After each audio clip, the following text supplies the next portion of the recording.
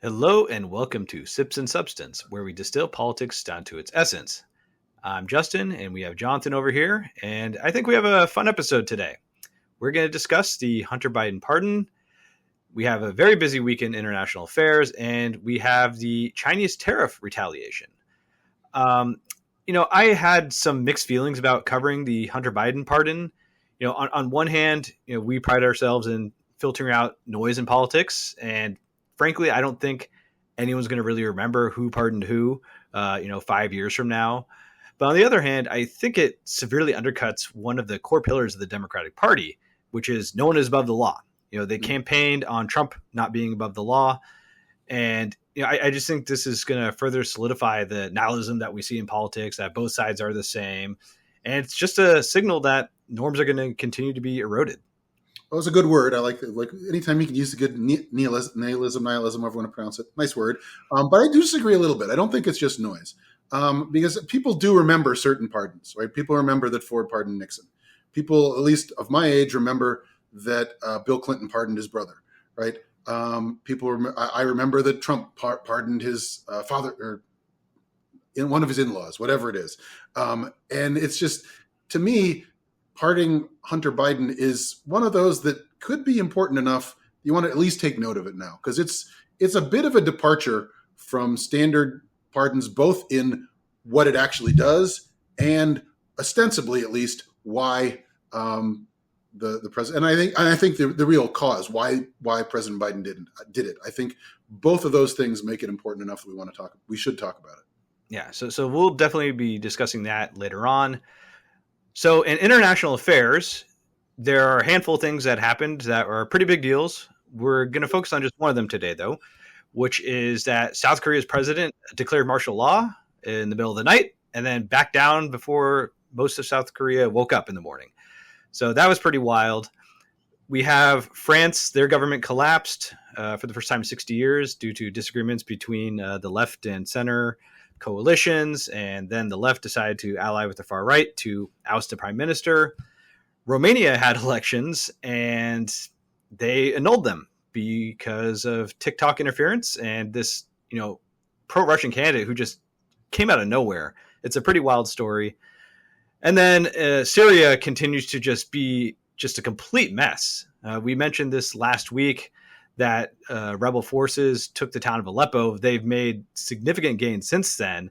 And as of recording, Assad has left the country with his family. Again, very fluid situation, but I think it's clear that Assad is done.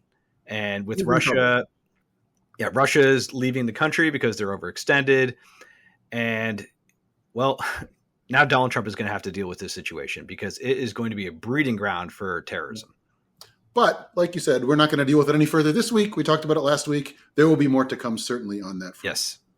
But I think one of the interesting themes to me in terms of what we are going to talk about this week is I think all three of the episodes, the pardons, the tariffs, and the South Korea martial law, are kind of cautionary tales for the United States, like things we should pay attention to, things that aren't necessarily crises right now, but there are lessons for us to glean from all of these things that could hopefully help us avert crises down the road. So I think what we've got on tap is going to, no pun intended, because we have bottles. But what we're going to cover is a lot of ground and a lot of interesting stuff, like you said, for us to talk about this week. So what are we drinking? Yeah. Well, I was going to say, I have a shirt on. My shirt is an insult shirt for you today because it shows that one of us at least can go to a Southern California brewery. This is my shirt from Pure Project. And so I will just point out to everyone that you did not go to the brewery to which you were assigned homework. So I have to pull up with something else today. Fortunately, I have some Francis Connor Hefeweiss in the fridge. My brother actually got that when he was here a little bit ago. It is a Hefeweiss in the vein of the Weihenstephan that we had a while back. What I like about a Hefeweiss is that it's got really interesting flavors through the wheat and the yeasts they use. And like I said, it's unfiltered. So if you like the yeast, swirl your bottle around at the end before you pour the last bits in. If you don't do that, and you'll get less yeast in your bottle. I do like the yeast, so I do that in there. Some people will serve it with a lemon, and they're just infidels. Don't ever do that. Don't ever put fruit in your beer. most of all, certainly don't do it with a Hefeweiss. Okay, so for our first segment, we are going to discuss the Hunter Biden pardon. So over Thanksgiving weekend, Joe Biden gave a pretty sweeping pardon to his son for the 2 crimes that he committed, as well as a blanket pardon for any other crime he committed within a certain range. And the justification was that the GOP is going to continue to go after his son, and he's had enough. So what say you, Jonathan? Well, first of all, I think we need to go a little bit deeper into his justification. He also said that the prosecution of his son was political, right? So says the man who is actually president right now and whose Justice Department was in charge of prosecuting the guy. Yes, they had an independent prosecutor, but his own attorney general decided that was appropriate. So I just find it incredibly cynical to do that. First of all, the first problem I have is he promised forever and a day that he wouldn't do it, right? Right. So when it was politically expedient for him to say, I won't do it, he assured us that he wouldn't do it. But Right. now that he doesn't care, like, oh, okay, might as well pardon the guy. So that's the first problem I have with it. What do you think about that? Yeah, a lot of people believed him. A lot of people defended him for this, saying, "Oh, Joe Biden is a man of character. He believes in the presidency not interfering with individual prosecutions, and it just makes everyone who defended him and his character look stupid."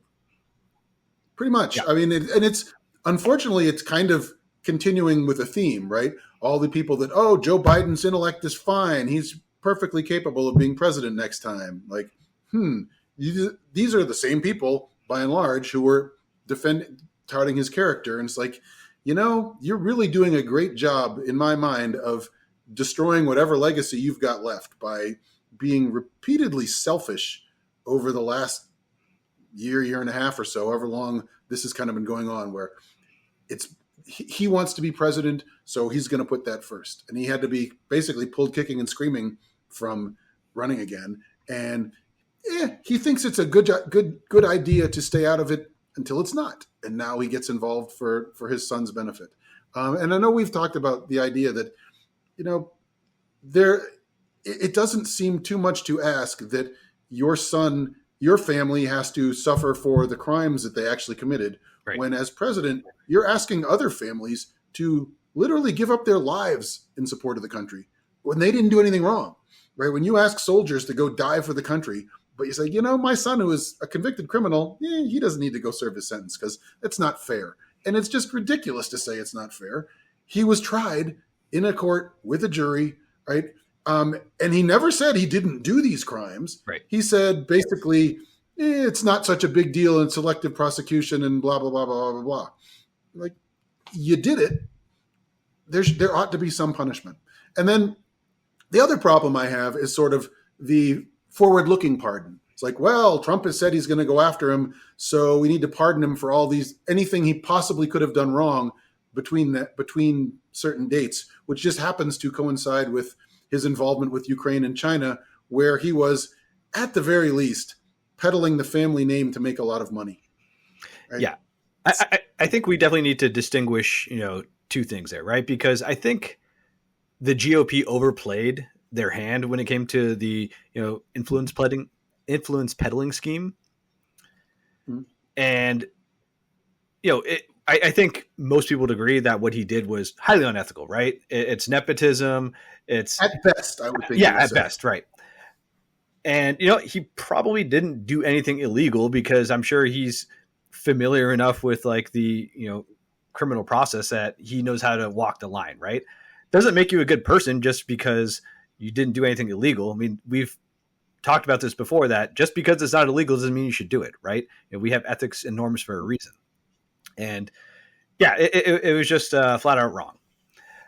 So yeah, I just wanted to make sure that like, hey, what the GOP has been saying and like what has actually happened, there is a divergence there, but what Hunter factually did was still wrong.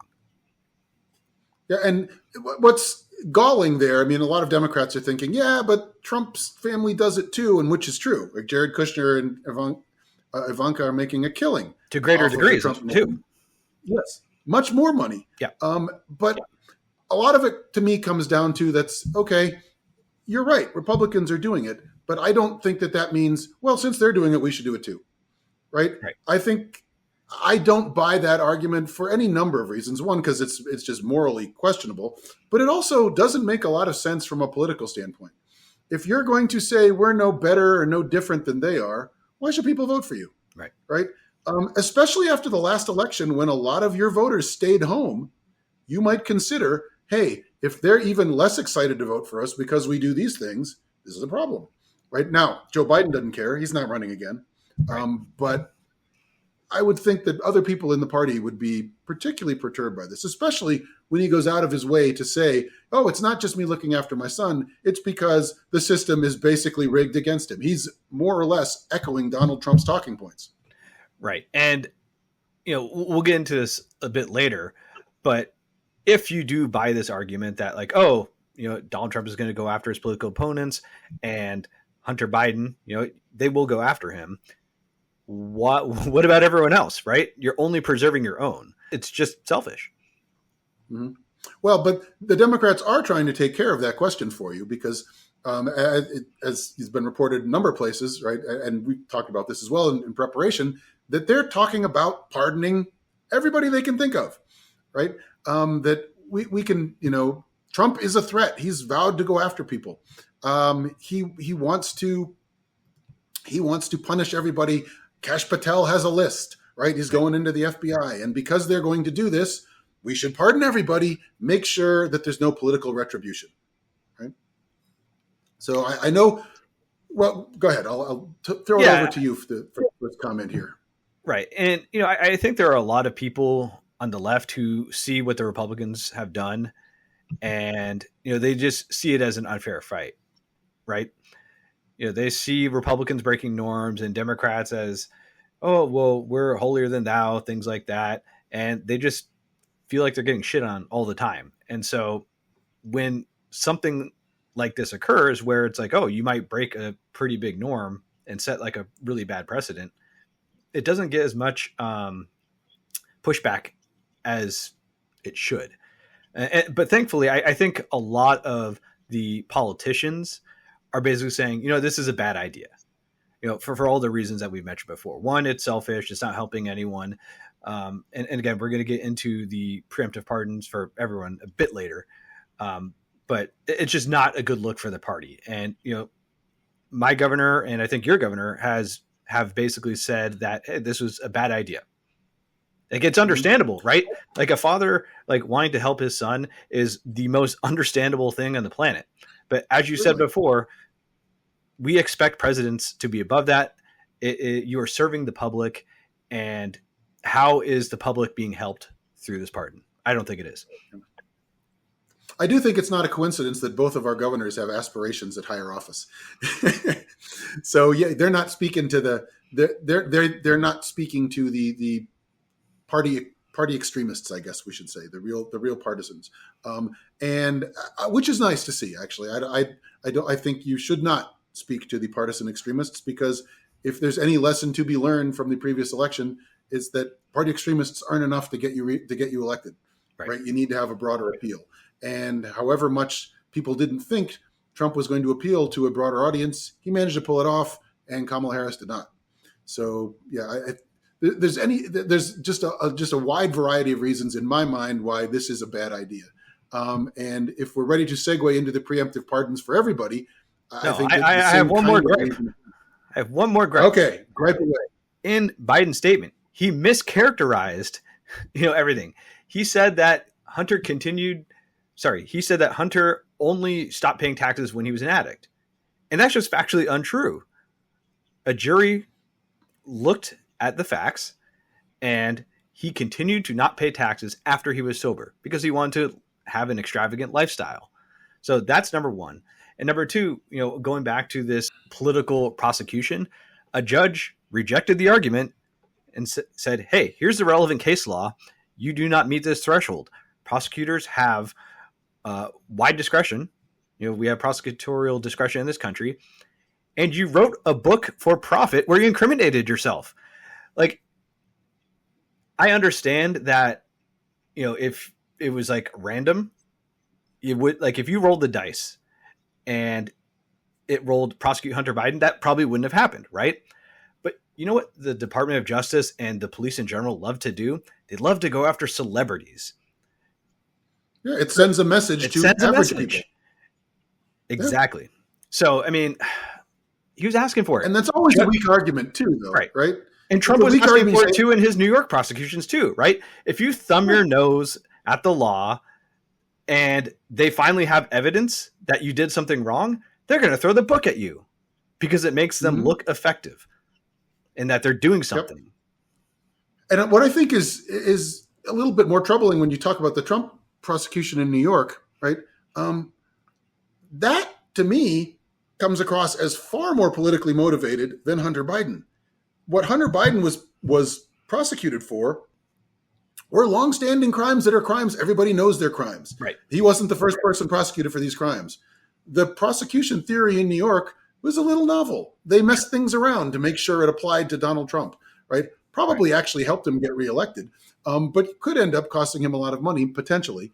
But when you say, see, my son was prosecuted unfairly, it was a political prosecution, why are people supposed to not believe it from Donald Trump? When if you look at just the facts, it seems like that's even more of a political prosecution. Yeah.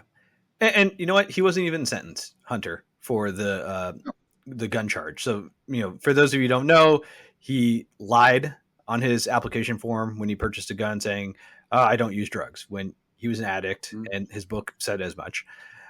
So, yeah. And I have not purchased a gun, so I've not filled out this form, but every other government form I've ever filled out says in very large print, if you lie on this form, it is a crime. So it's not like you can pretend you didn't know. Right. Yeah. So, I mean, I just don't think we should have sympathy for Hunter. I mean, I feel bad for him that he's being used as a political tool, but at the same time, you've made millions of dollars off your name. So I think it kind of just goes with the territory. Yeah, he put himself in the position. And when you think about, you're using it to tar his father, it's like, okay, but he didn't really step in and say, Hunter, don't do these things, right? That to me seems like a normal step. If you're Hunter Biden's father and a politician, you might say, hey, let's not do this. This is a bad look. Didn't do it. I mean, there's plenty of ways you can give Hunter Biden easy money if you want to. You can go on a speaking tour, all that kind of crap that all these politicians do. He didn't have to do this. Acceptable corruption. Yes, it's venial rather than venal, right? Those will be our other two words for the day. But he didn't have to do what he did. And it's obvious to anyone looking at it that he parlayed his name into as much money as he could. Right. And if there's consequences for it, I think most people in the country are going to be like, well, kind of, there should be, right? Now, are we done griping about this one? Yes, we are. Okay, now we'll have our official transition over to the broader pardon scheme, because I think you can look at a lot of these people, most of them, if not all of them, and say they didn't really do anything wrong. No, they did their jobs. So, that's the argument here from people who are in favor of this. And there was an op-ed in the Times today about it. Like, he should pardon everyone because Trump says he's going to punish people that are his enemies, and he's got Kash Patel who's willing to do it, and everybody else that he's hired is basically a Trump yes man. So to protect our own, we should pardon everybody. Yeah. And real quick, I just want to mention about Kash Patel. I don't want to do a deep dive on him. In the show notes, there is a piece in The Atlantic that profiles him.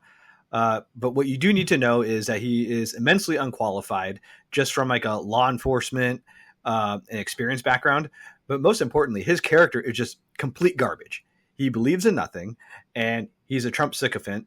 And he is on record for the past, several years saying, we are going to go after these people. We're going to make their lives miserable. We're going to go after the media. We're going to go after the civil servants. We're going after everyone who opposed Trump. So again, I understand that the Biden administration is spooked by this, but there are better ways to handle this. I would agree completely. And again, similar kind of reasons that we just talked about, in that it seems to be unfair. It's definitely politically motivated. In a lot of ways, it's like running around like Chicken Little, like, oh, the sky is falling. We better do something right now. But beyond that, I mean, to me, it just goes against the entire nature of our governing system, right? The Constitution is not big on prior restraint. And for those of you that are not political science majors or lawyers, prior restraint is the idea that you need to stop the government from doing something or stop somebody from doing something before they do it. There was a big case back in the 70s, the Pentagon Papers, where they were leaked by this guy Daniel Ellsworth, linked to the New York Times. The New York Times wanted to publish them, and the government said, "No, you should stop the Supreme Court should stop the New York Times from publishing them because it would do damage to the country." Right? As it turned out, the Supreme Court said, "No, you need to actually show damage from this happening before before we restrict it." So prior restraint is what this was called. And what you'd be doing here, more or less, if you're Biden and you're pardoning everybody, you're doing prior restraint to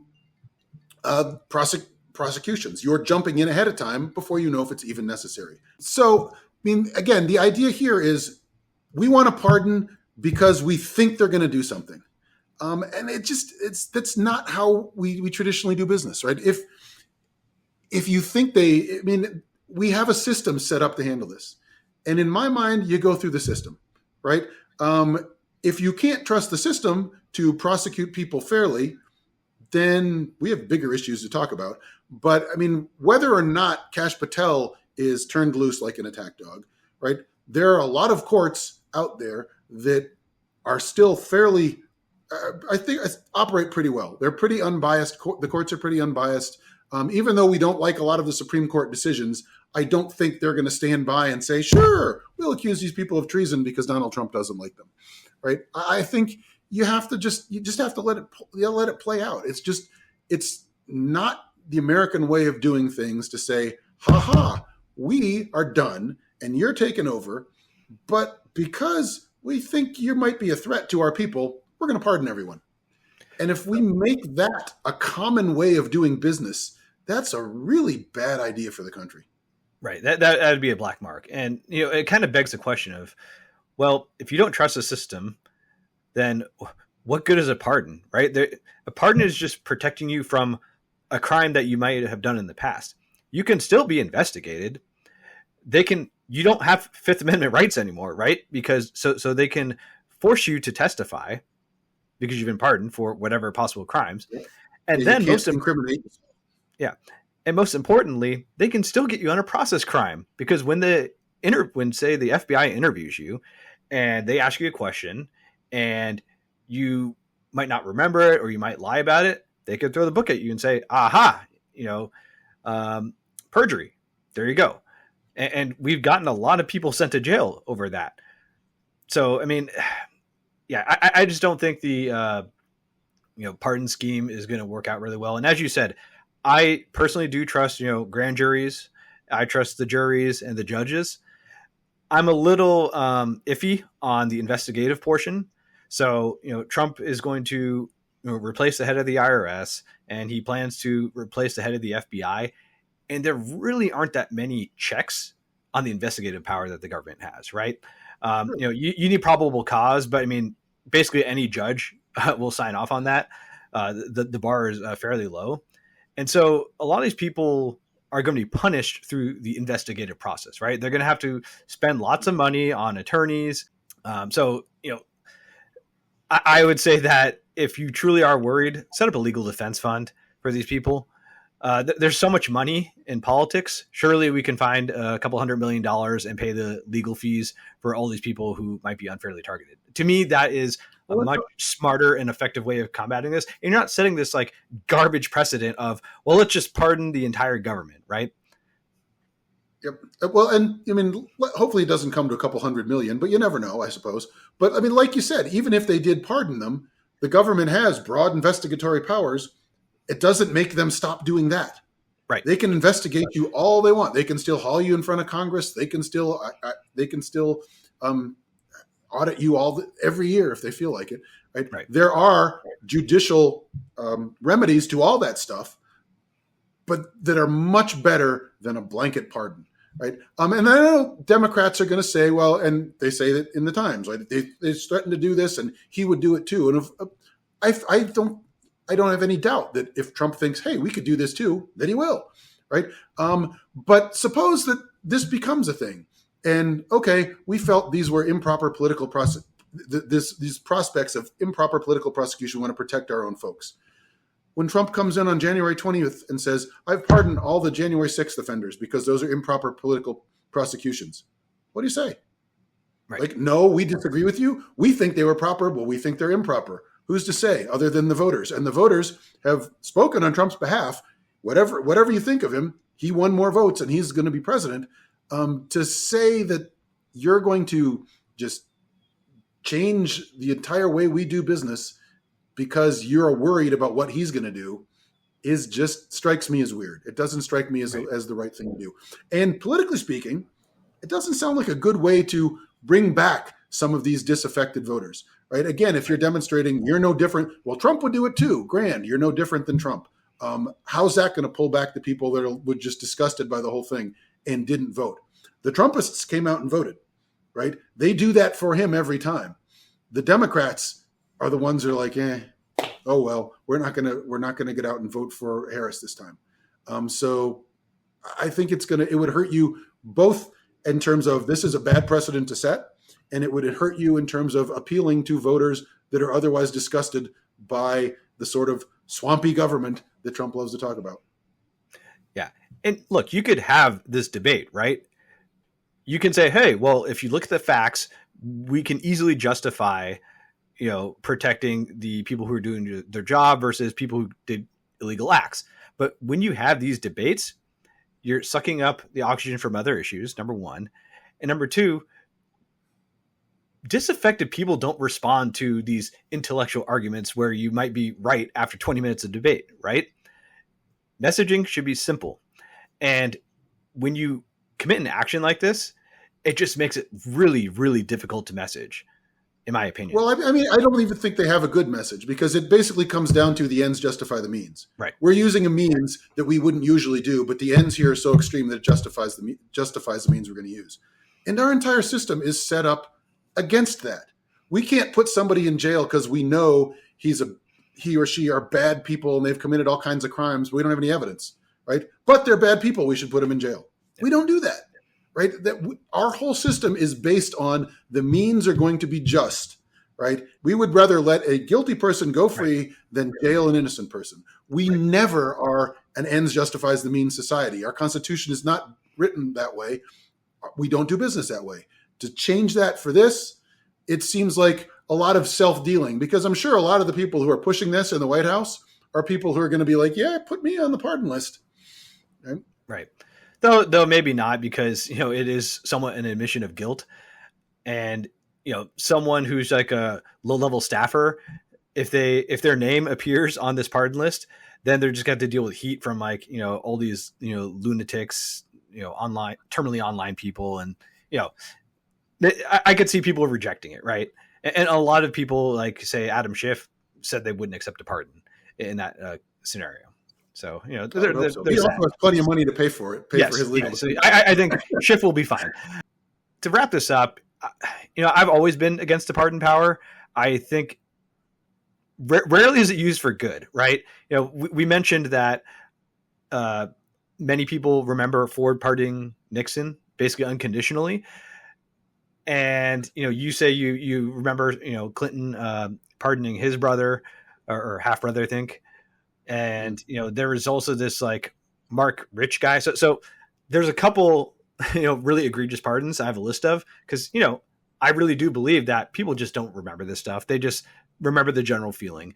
And so Mark Rich made billions of dollars trading with Iran during the oil embargo.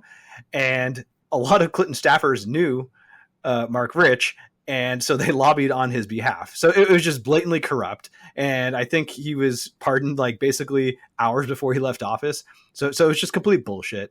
And it's across the spectrum. Like you get George W. Bush pardoning all the Iran-Contra. Yeah, which is insane. Like the Iran-Contra scandal was before my time, but it was such an egregious abuse of power from like a separation of powers standpoint. And yeah, those people should have gone to prison. Jimmy Carter pardoned Jefferson Davis, a fucking traitor, posthumously. For what reason is crazy. And then he pardoned Peter from Peter, Paul, and Mary, who had a sexual encounter with a minor. I mean, like, it's just crazy. Like, what are we doing? We should have a constitutional amendment that just gets rid of the pardon power, or at the very least, bring the other branches of government so we can have a check on this power, because it's just ridiculous amounts of abuse.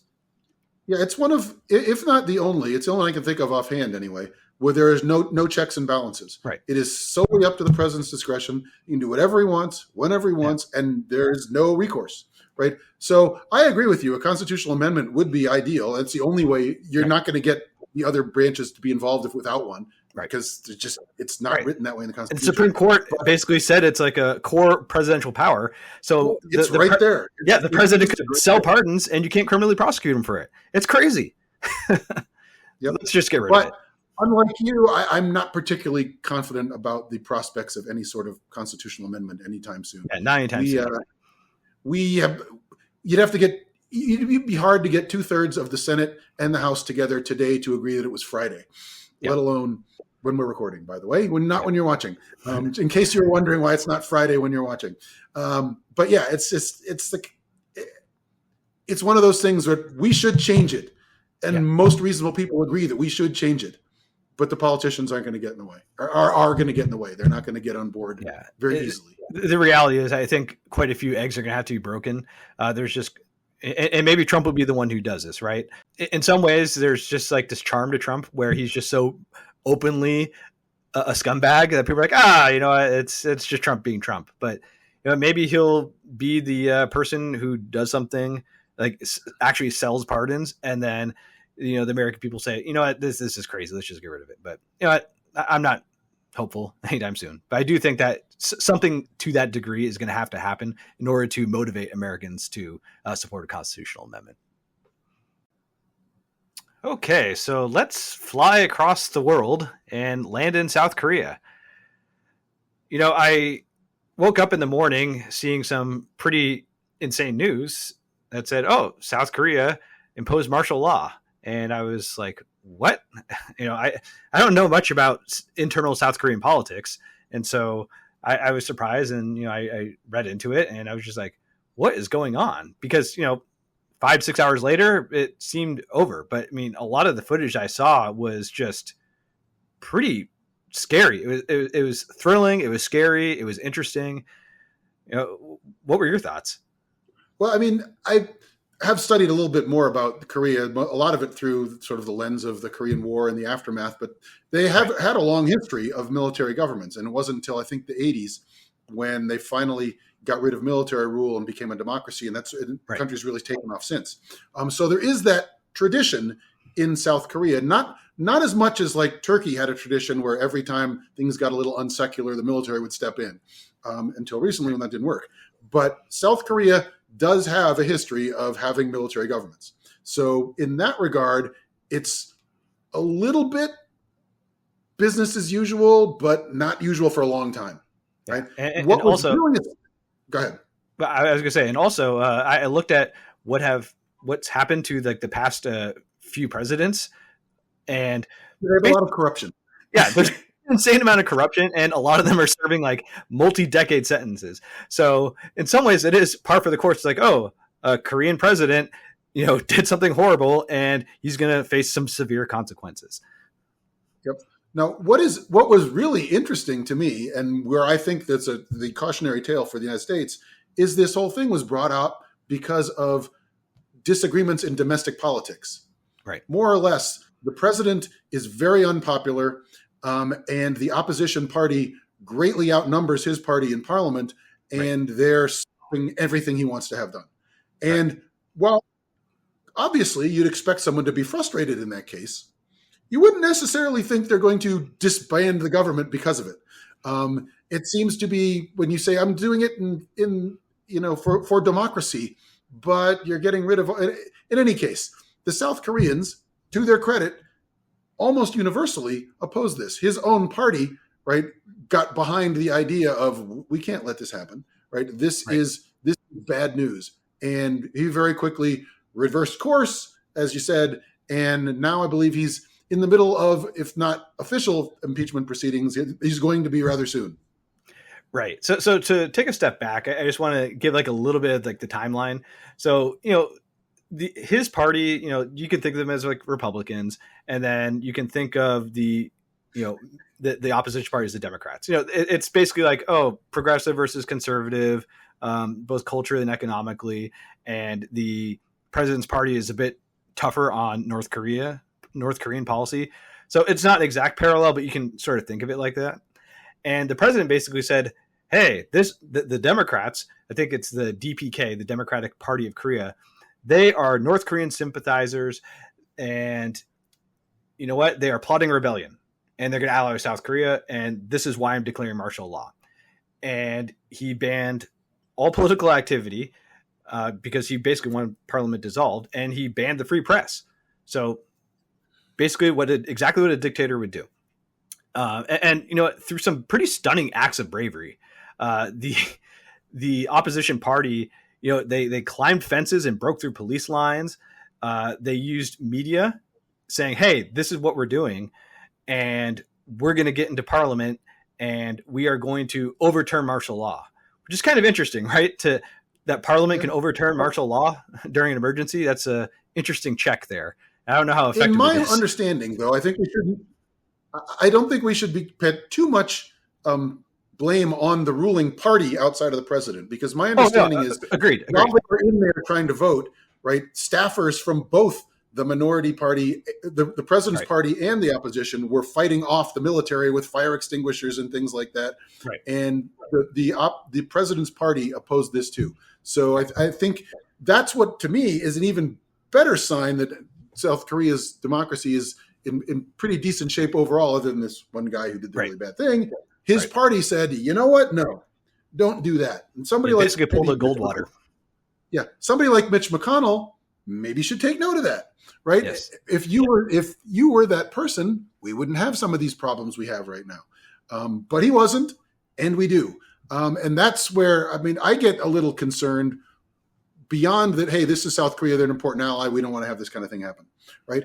But as we're watching it on the news, Donald Trump is watching it on the news, right? And I don't want to be alarmist. I don't want to say Donald Trump's going to declare martial law, because he's just not going to declare martial law when he takes office. This is not going to happen. But his lesson is not going to be, oh, don't declare martial law.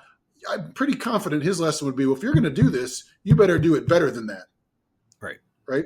And so when I see things like the South Korean military is not apolitical, they went in there, they tried to stop the politicians from meeting, right? So the military was getting involved, and we think, well, you know what? Our military is apolitical; they won't get involved.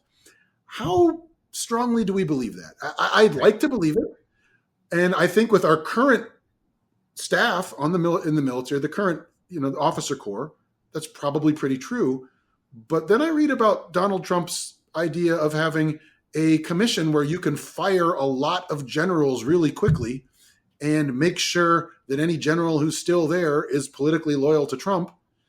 It's the kind of thing I get a little bit more concerned about. Right. Yeah. And, to your point, the military is following orders, lawful orders. These were lawful orders. The president had a power. He exercised the power. There was nothing illegal about it. One of the things I read was there was a 2-star general, or maybe 3-star. And, one of the orders he received, though, was to drag members of parliament out of the building so that they couldn't exercise their vote to overturn martial law. And, maybe this is a cover your ass situation, or maybe he truly believed that it was an illegal order, but he did not execute that order. And it, in a way, this is where I think it's like scary. It's just like, boy, we're relying on just like one person who slightly disobeyed an order or just used his own judgment in the correct way, right? I mean, it's like you're hanging on by a thread. If he didn't do that, what would have happened? Maybe they'd still be under martial law. And then this is where it gets to the people. So, besides the government, and the military, you had the people. So what was the people's response, right? The largest trade union in the country, they called for a general strike. They basically said, we're not going to work under martial law. And I think that type of non-compliance is absolutely necessary when these things happen. And it's a good thing that it did, because I think that wakes people up and it gives people the confidence to say, oh, hell no. Korea has a long history of protest too. And then people are out in the streets in front of parliament immediately. People, I mean, it was sort of like a reverse January 6th, right? People were actually protesting for a good cause, and making themselves heard and supporting the parliament, was the word I was looking for, rather than trying to disrupt the parliament. So, but that was good to see. I do think that, it makes you wonder about something like Trump's commission for getting rid of generals. If the Korean prime minister had done that and gotten rid of all the generals and made sure all the generals were his political allies, would we be in the same situation? We might not be, right? He might, somebody that was very loyal to the president might have gone in there and hauled out all the politicians and put them in jail. And while it's still be technically legal, right? It's not something that would be a really very good situation at all for South Korea. Yeah. And those were orders given. There were orders given that said, arrest the prime minister, the head of all the opposition parties, and a lot of high-ranking officials. There was an order to arrest those people. So, I mean, I don't want the lesson to be like, oh, well, things worked out after 5 hours, right? We don't need to worry about anything. I think that would be insane to do. I think you need to look at this, analyze all the failure points, and take a lesson from that. When the shoe bomber failed to light his shoes on fire and blow up an airplane, we didn't just say, oh, well, everything is fine. The shoe bomb didn't go off. It's like, no, we take off our shoes. Still do. We can debate the efficacy of that, but the point being, just because something horrific didn't happen doesn't mean you can't learn lessons from it. And I honestly feel like with January 6th, we didn't learn those lessons.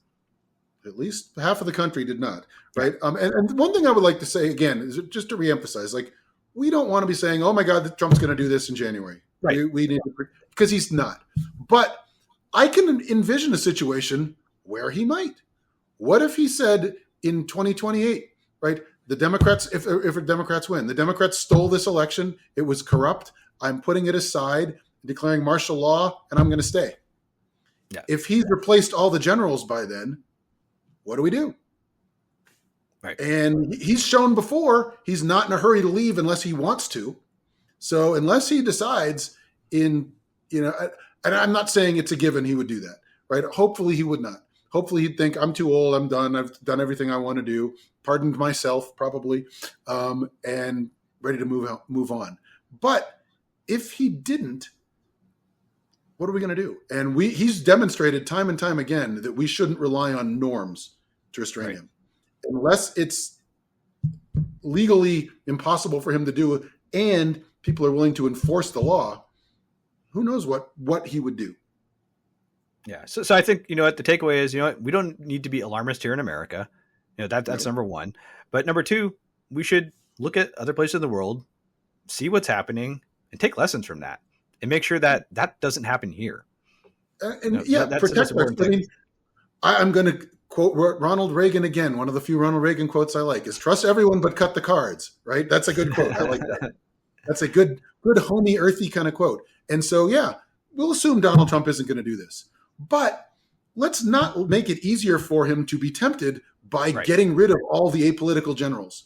Don't let him put politically motivated generals in charge of everything. That is a terrible idea. That just makes it more tempting for and even if it's not him, for somebody like him. So exactly. Don't go down that path.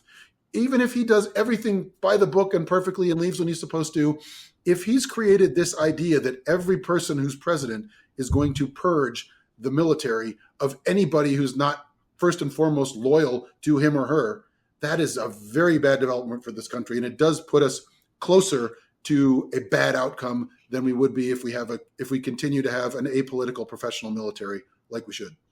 Yeah. A good piece of advice is would you trust Hillary Clinton with this power?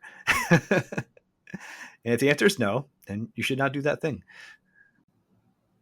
Okay, then. For the final segment of the day, we're going to get back to one of my favorite topics, which is the tariff stuff. Hopefully, you all aren't completely bored of that by now, but I do think enough developments have happened that we should talk about it again. First and foremost, Trump has come out and said he wants to put a 25% tariff on everything from Mexico and Canada, which would be a really big deal, right? Our three major trading partners are Canada, Mexico, and China. And if we put massive tariffs on all their stuff, guess what? They're going to do the same, right? And Trump doesn't believe that, of course, and he doesn't believe, or at least he wants to tell you that he doesn't believe that if there are tariffs, that we're going to have to pay for it. He thinks these foreign countries are going to pay for it, which is just not true. That's not going to happen. Never has, never likely to, right? And so this idea of escalating tariffs is a problem. Now, it seems that maybe these tariffs on Mexico and Canada are bargaining chips. We'll have to see. But the China one, Trump seems pretty serious about.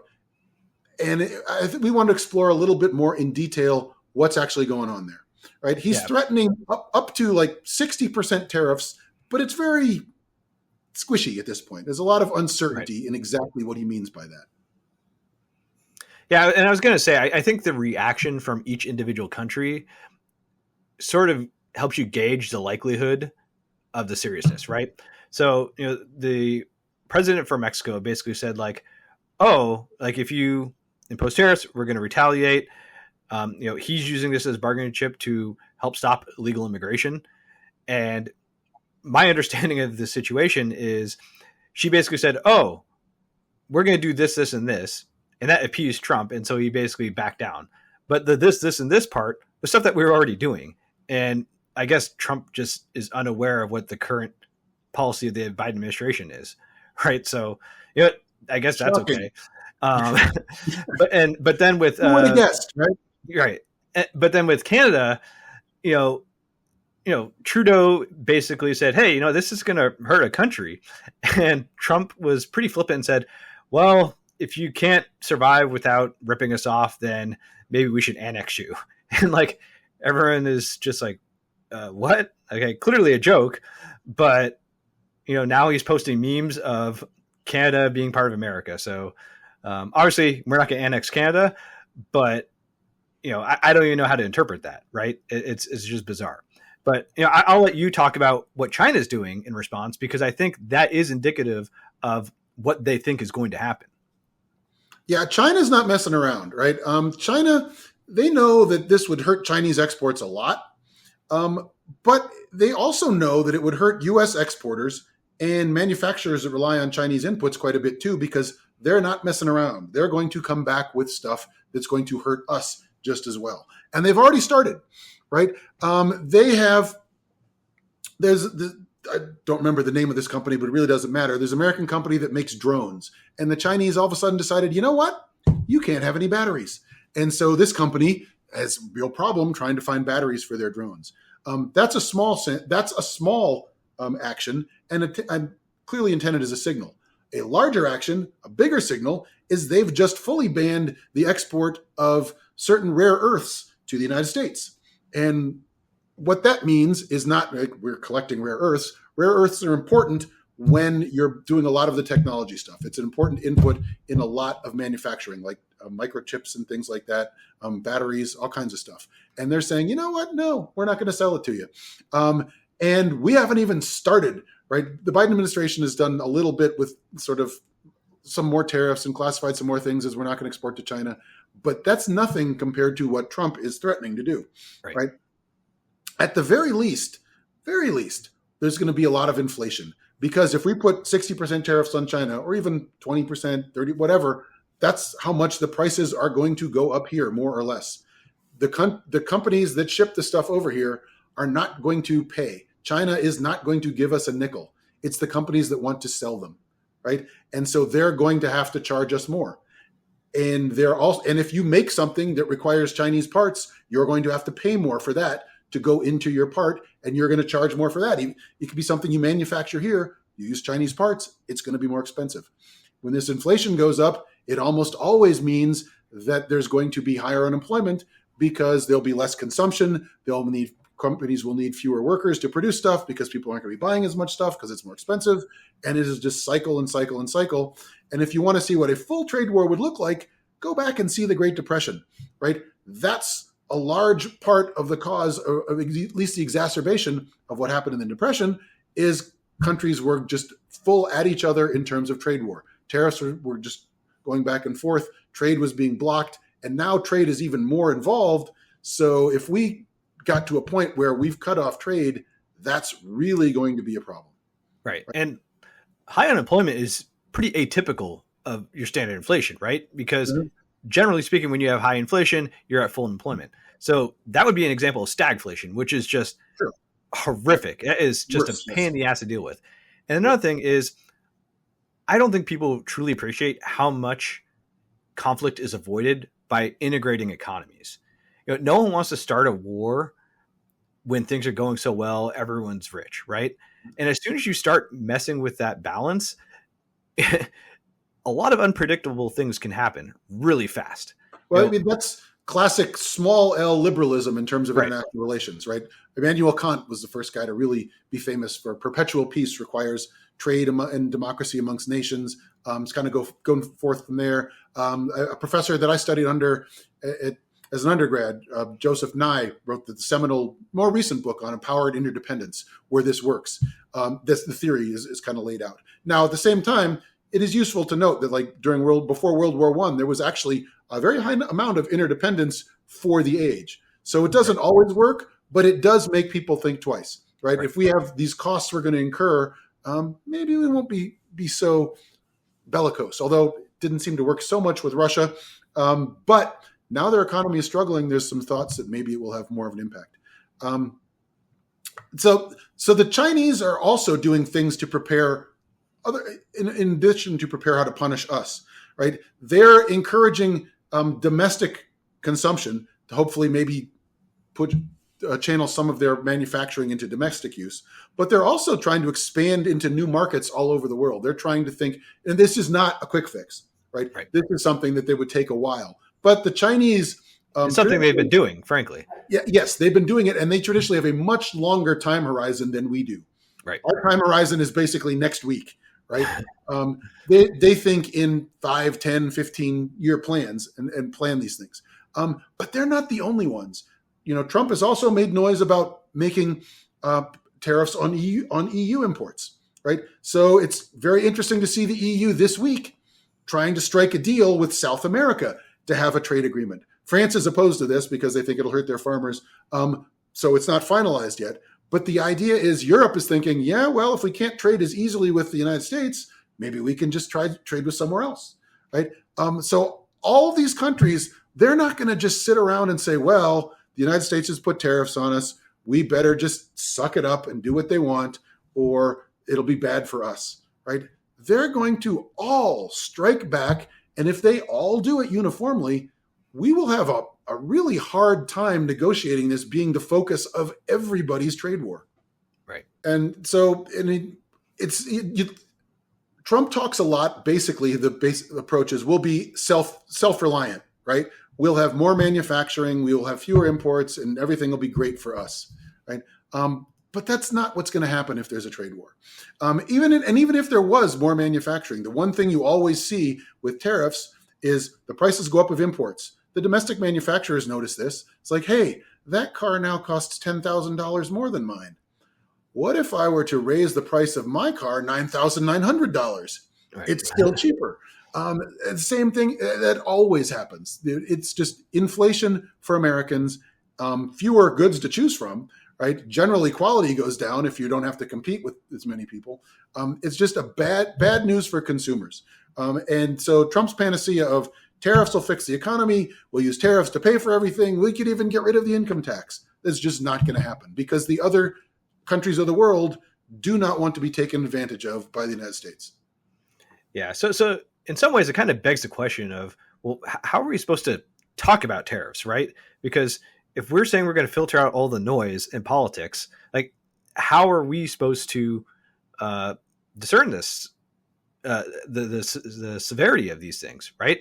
It's really difficult for other countries. It's going to be even more difficult for us. So we frankly have to cover it because we need to at least be aware of the consequences. And I think it's also important, like right now, because concrete things are happening, right? Right. China is doing things. The EU Right. is doing things. Canada and Mexico are trying to, now they have to deal with this, and they're going to start doing things. It's not going to be sort of in the realm of hypotheticals for very long, Right. because people think it's coming and they're reacting accordingly. They're kind of pricing it into their strategies, and it's going to affect us one way or another. Yeah, perception often becomes reality very quickly. And I think that's probably a good thing to end on, right? Because we talked about three things where perception matters a lot, right? Politically as well as on the ground.